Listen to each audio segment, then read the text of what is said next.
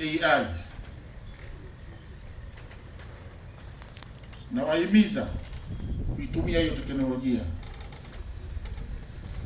iwe nyenzo ya kuongeza ufanisi na ubunifu, si mbadala wa fikra pevu, maadili na matumizi ya kitaalamu.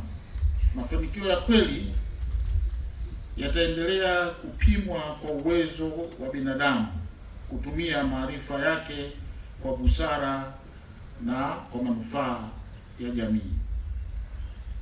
Mwisho, Mheshimiwa mgeni rasmi, kwa mara nyingine tena napenda kuwapongeza wahitimu wote kwa mafanikio haya makubwa na kuwashukuru wazazi, walezi, waajiri, wafadhili pamoja na wadau mbalimbali wakiwemo wananchi wa mkoa wa Singida waliochangia kufanikisha hatua hii muhimu ya maendeleo ya taaluma. Mheshimiwa mgeni rasmi, pia napenda kukushukuru wewe kwa sababu umekuwa chachu kubwa katika chuo chetu.